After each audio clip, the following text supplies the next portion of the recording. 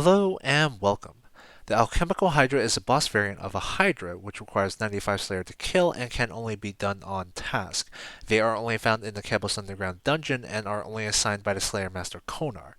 Inside the dungeon, if you don't have Boots of Stone on, Granite Boots, or the Elite Cables Diary completed, you will take 4 damage every tick, even inside the boss room.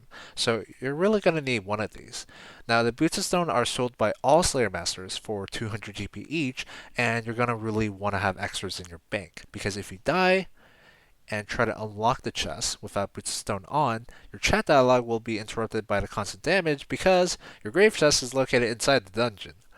Now, if you die a second time and lose something so that it produces a second grave, you will lose everything in your first grave.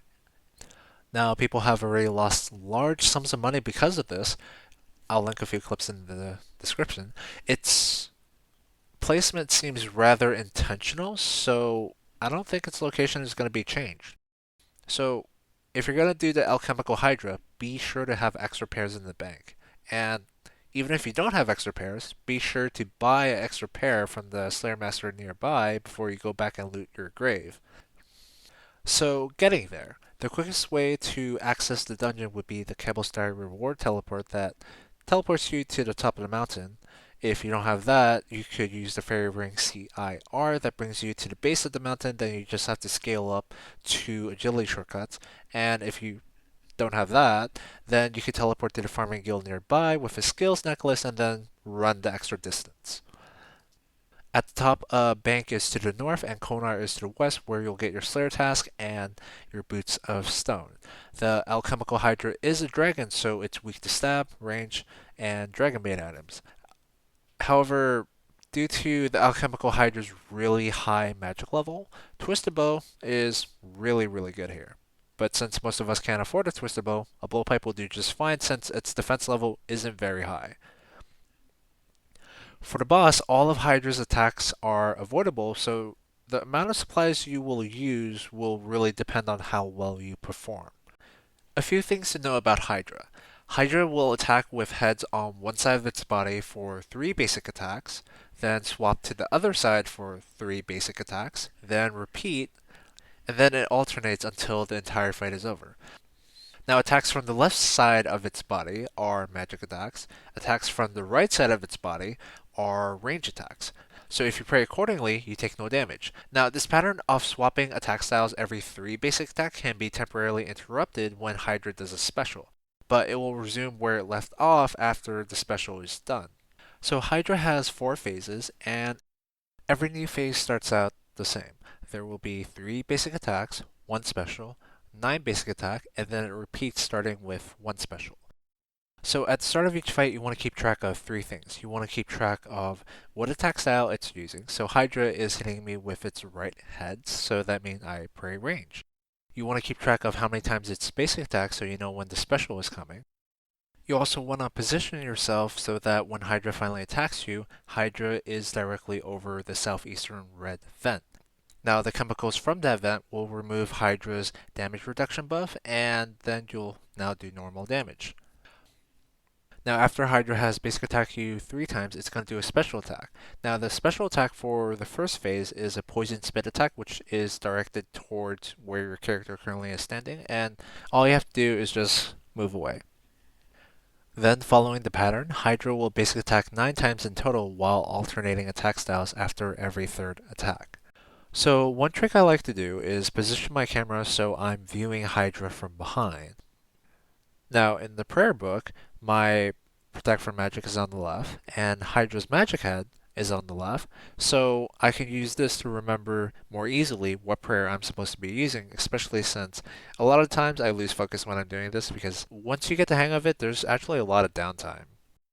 Hydra goes into phase 2 when he falls below 75% HP. Now, first thing you want to do is lure him to the northeast so that he's on top of the vents to lower his defense so that you do normal damage. By standing on the northeast, when the closest lightning is near me, if I run all the way to the west wall, I don't get hit by any of the lightning. Now, during this time, Hydra is still attacking you, so keep on top of counting its attacks. Like all other phases, after 3 basic attacks and 1 special, it's followed by 9 basic attacks, before repeating starting at the special. Now, when transitioning to the next phase, it's important to remember what number did Hydra stop on. Did Hydra transition after its first attack on a face or after its third attack on a face? It's a lot easier when it's after the third or after a special like I do here because I won't have to change my prayer until after Hydra's next special is over.